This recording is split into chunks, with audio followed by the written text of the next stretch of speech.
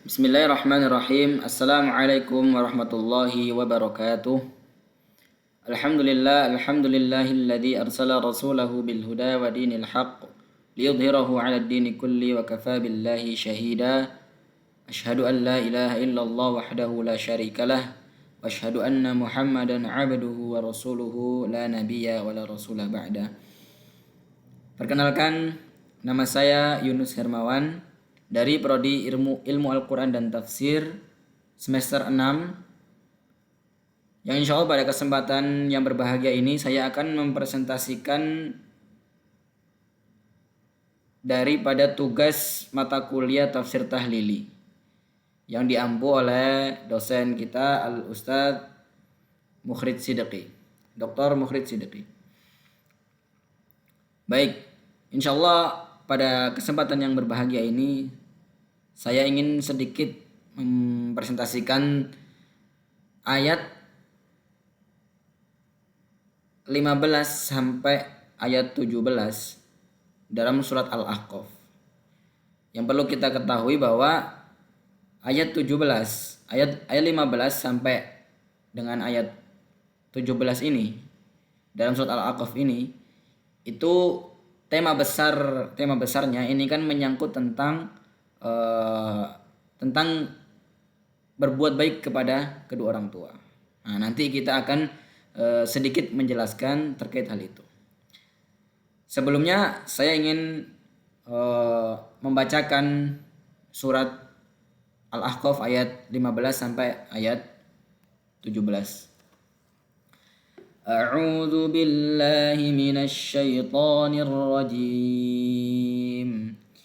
ووصينا الإنسان بوالديه إحسانا حملته أمه كرها ووضعته كرها وحمله وفصاله 30 شهرا حتى إذا بلغ أشده وبلغ 40 سنة قال رب أوزعني أن أشكر نعمتك التي أنعمت علي وعلى والدي وأن أعمل صالحا ترضاه وأصلح لي في ذريتي إني تبت إليك وإني من المسلمين أولئك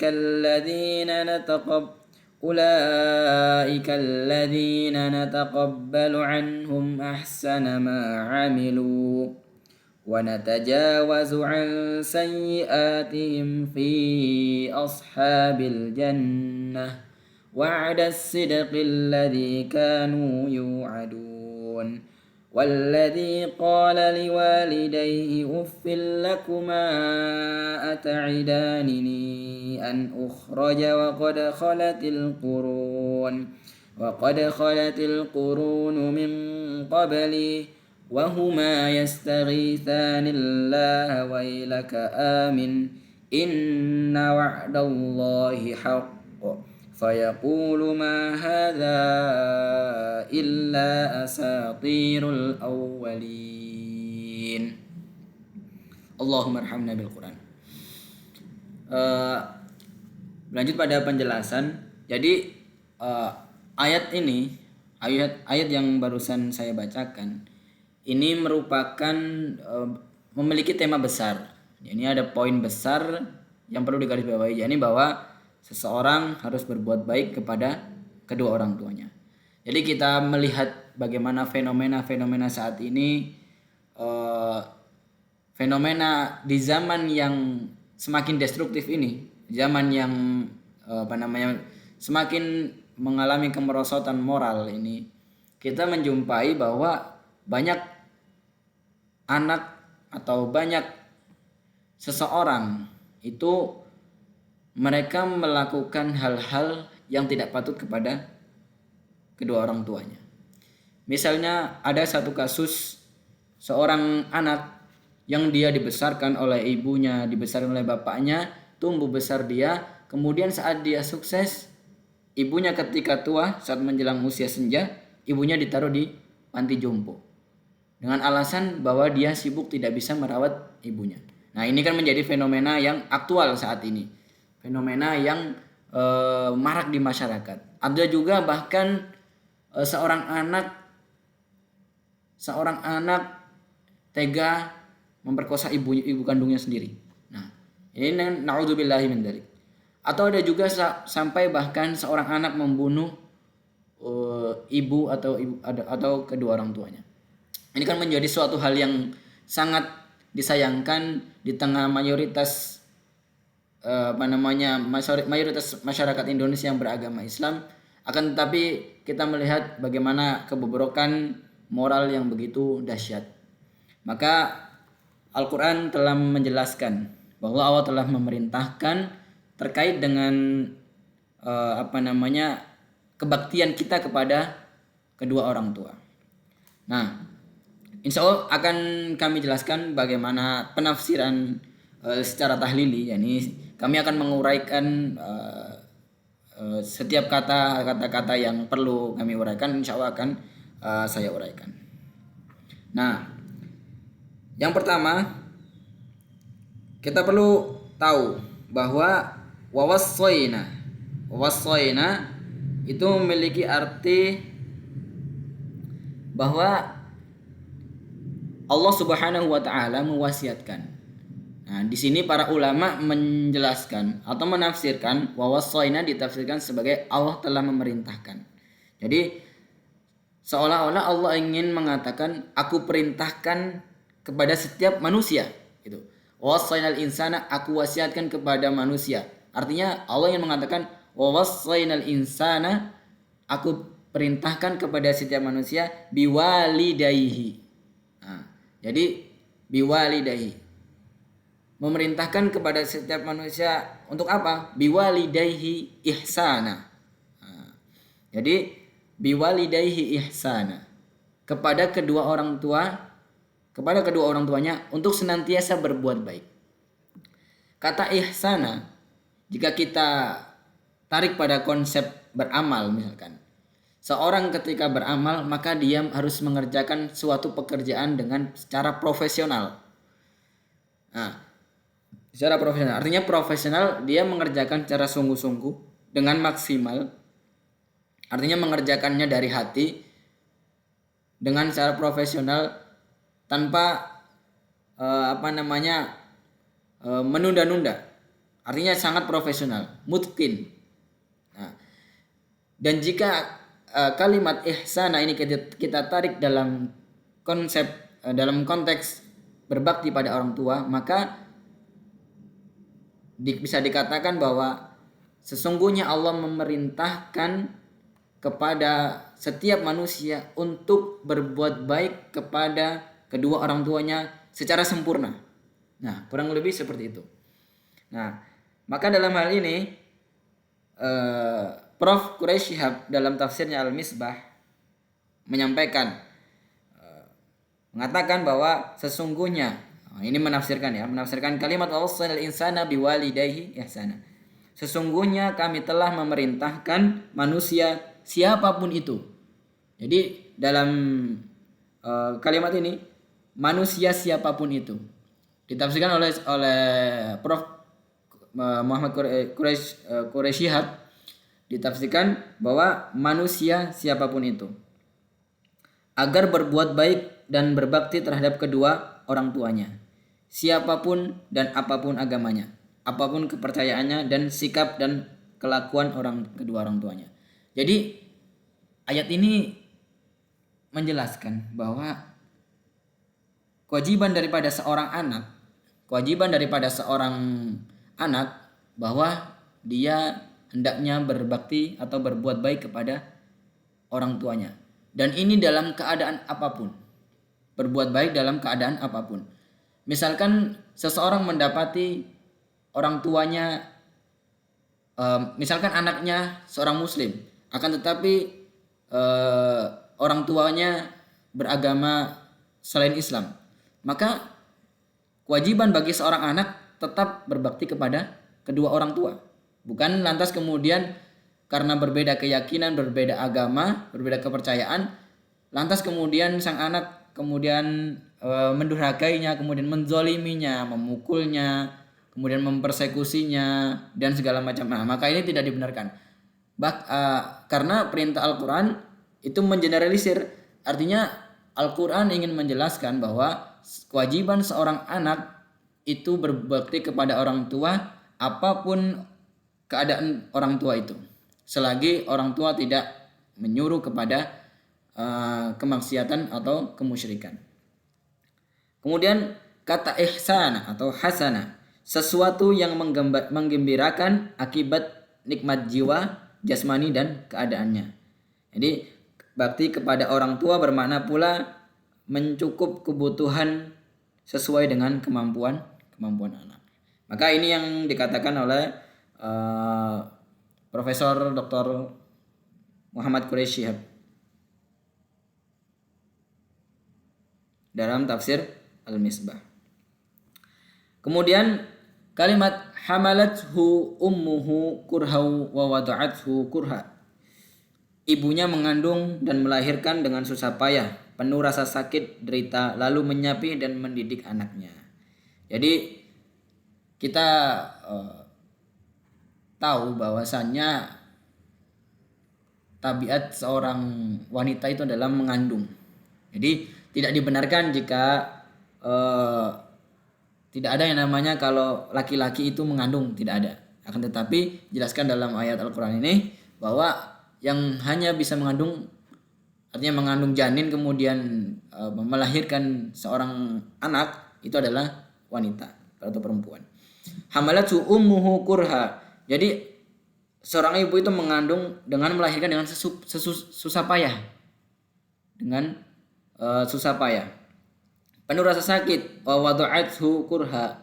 Kemudian menyapih dan mendidik anaknya.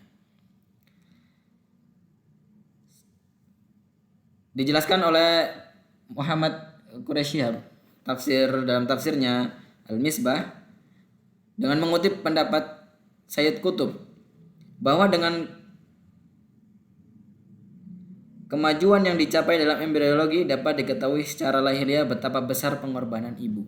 Jadi kita melihat bahwa pengorbanan seorang ibu itu sangatlah besar bagi seorang anaknya. Mulai dari mengandung sebulan, 2 bulan, 3 bulan, 4 bulan, pertengahan 4 bulan, 5 bulan, 6 bulan, 7 bulan, 8 bulan sampai kemudian 9 bulan, itu adalah merupakan fase-fase di mana seorang ibu mengalami kesusahpayahan. Maka sudah sepantasnya sebagai seorang anak kita harus selalu senantiasa berbakti kepada keduanya. Wa hamluhu wa fisaluhu 30 syahra. Artinya mengandung, menyusui 30 syahra selama 30 bulan. Jadi dalam tafsir Al-Misbah juga diterangkan atau dalam tafsir Al-Munir Wahbah Zuhaili, Syekh Wahbah Zuhaili dalam tafsirnya Al-Munir menjelaskan masa yang penuh tantangan berat seperti harus selalu terbangun malam hari, menyusui, menyuapi, membersihkan dan merawat. Bagaimana kita melihat pengorbanan seorang ibu.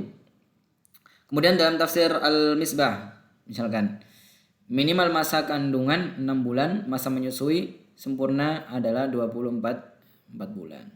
Jadi ini adalah terkait daripada teknis atau jangka waktu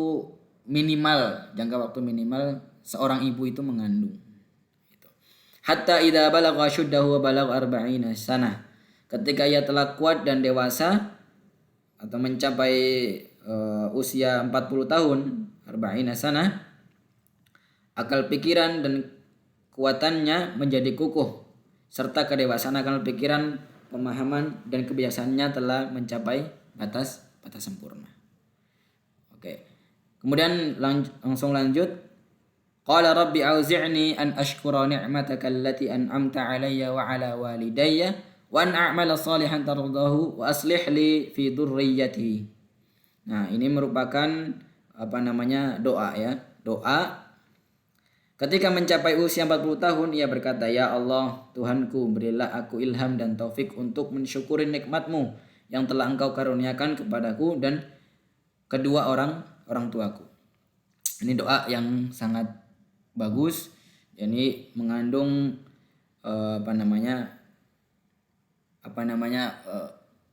bagaimana kita bersyukur atas apa yang telah Allah berikan. Qala rabbi auzi'ni, mereka berdoa, Rabbi auzi'ni, wahai Tuhanku, berikanlah kepadaku an ashkura, rasa syukur kepada nikmat-Mu. Itu merupakan doa bentuk rasa syukur dan permohonan kepada Allah Subhanahu wa taala agar senantiasa diberikan nikmat dan rasa syukur. Ia berdoa agar pengabdiannya semakin bertambah, memberi kesadaran untuk selalu bersyukur terhadap nikmat Allah kepadanya dan kepada orang tuanya. Wa an a'mala salihan tardahu wa aslih li fi dzurriyyati. Nah, dalam tafsir Al-Misbah juga disebutkan, ia memohon agar selalu beramal soleh yang baik dan bermanfaat, lagi Engkau ridhoi agar Allah memberi kebaikan kepada anak cucunya. Inni tubtu ilaika wa inni minal muslimin. Oke. Itu adalah ayat 17 daripada ayat 15 daripada surat Al-Ahqaf yang berkaitan dengan perintah Allah atau wasiat Allah untuk selalu senantiasa berbuat baik kepada kedua orang tua. Kemudian asbabun nuzul daripada ayat ini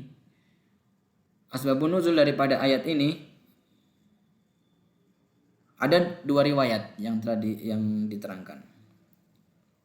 Yang pertama, asbabun nuzul ayat 17 dari asbabun nuzul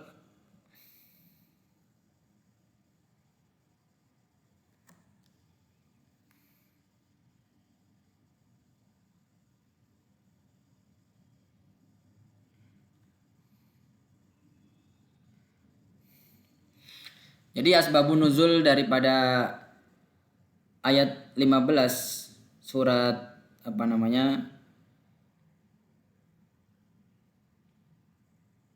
surat Al-Ahqaf ayat 15 ini adalah, yakni yang pertama adalah mengenai orang tua yang melarang anaknya masuk Islam dengan dalih berbakti kepada orang tua.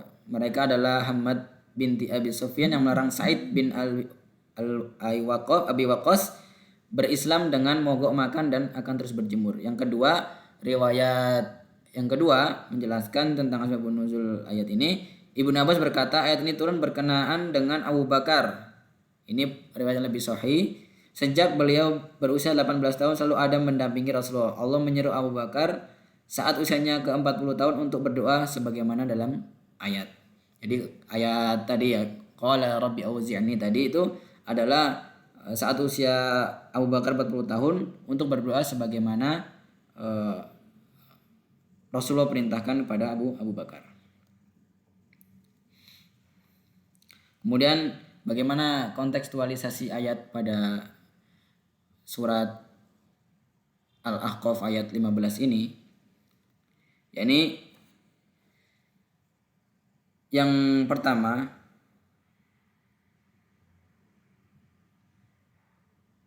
kewajiban seorang anak kepada kedua orang tua.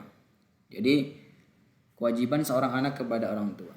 Kita tahu bagaimana pengorbanan orang tua mengandung selama 9 bulan. Kurang lebih 9 bulan.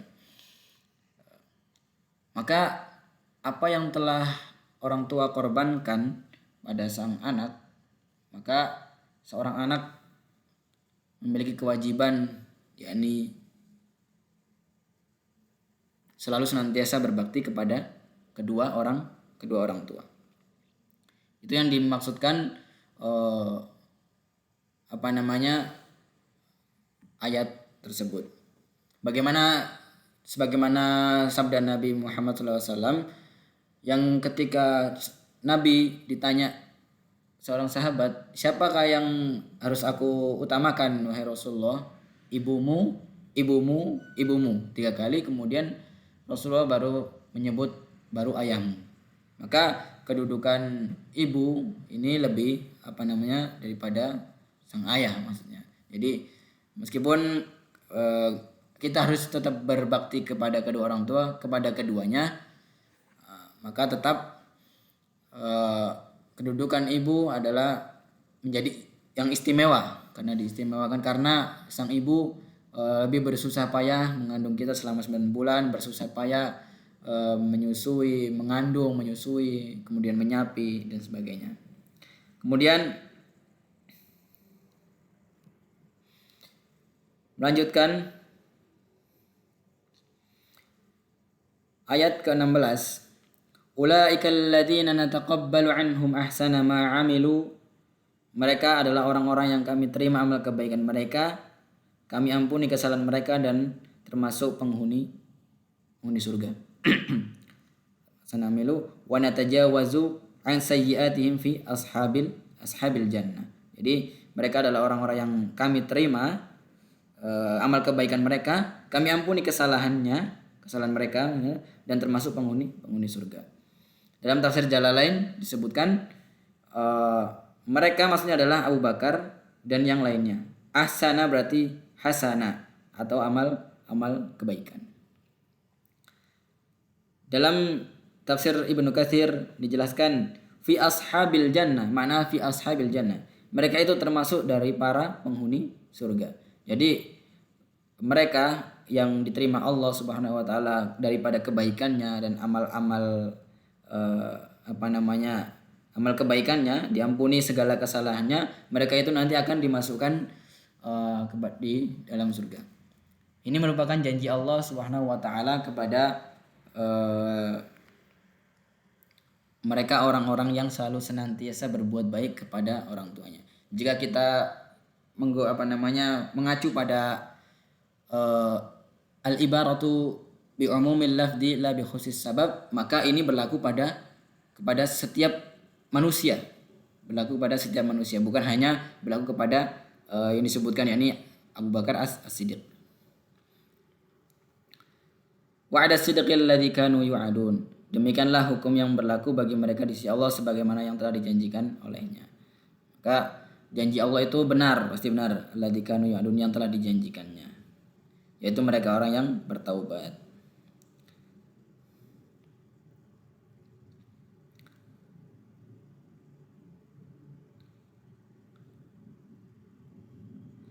Kemudian ayat selanjutnya,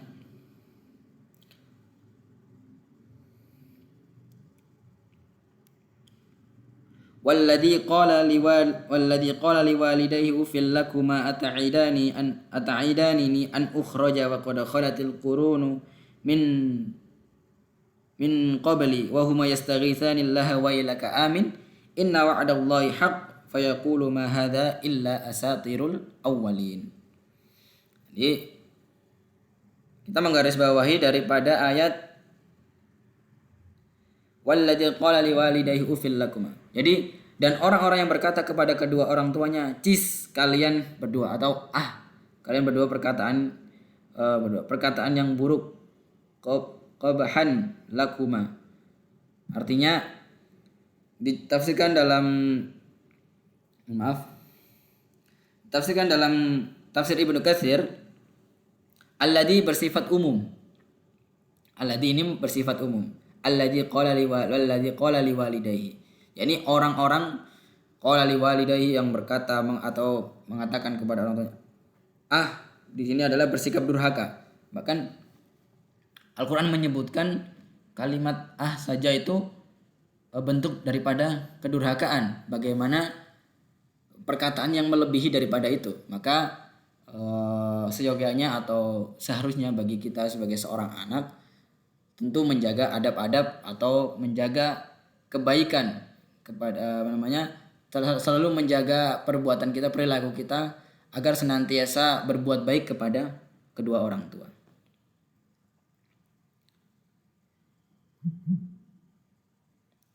Kemudian inna wa'dallahi haqq. Mohon maaf. Walladzi qala liwalidayhi uffil lakuma ata'idanini an ukhraja wa qad khalatil qurun. Apa kamu memperingatkanku bahwa manusia akan dibangkitkan sementara kaum sebelumku belum juga dibangkitkan? Apakah kamu memperingatkanku akan hari kebangkitan padahal kaum terdahulu belum dibangkitkan? Ini dalam tafsir Ibnu Katsir. Kemudian wa qad khalatil qurun wa huma yastaghitsanillaha wailaka amin. Dan ketika orang tua tersebut meminta kepada Allah agar menolong anak mereka, mereka berkata kepada anak mereka, percayalah kepada Allah hari kebangkitan dan hari kiamat atau kamu akan binasa. Ini merupakan bentuk nasihat, perumpamaan nasihat orang tua kepada anak. Maka seorang anak ketika orang tua menasihati dengan cara yang baik, menasihati tentang ibadah kepada Allah agar senantiasa mentauhidkan Allah, maka kewajiban bagi seorang anak adalah semaksimal mungkin menjalankan apa yang orang tua perintahkan. Inna wa'dallahi haq. Sesungguhnya janji Allah itu benar adanya. Fayaqulu ma hadza illa asatirul awwalin. Jadi berkata orang yang sengsara itu, apa yang dikatakan dua orang ini dari perkara hari kebangkitan tidak lain hanyalah khurafat dan kebatilan yang diceritakan orang-orang terdahulu dalam kitab-kitab yang tidak asli. Ini tidak lain hanyalah dongeng-dongeng orang dahulu belaka. Jadi mereka tidak percaya dengan hari kebangkitan setelah diberikan nasihat, malah mereka membantah ini tidak lain hanya dongeng-dongeng orang dahulu belaka. Jadi mereka mengingkari nasihat-nasihat yang telah diberikan tadi.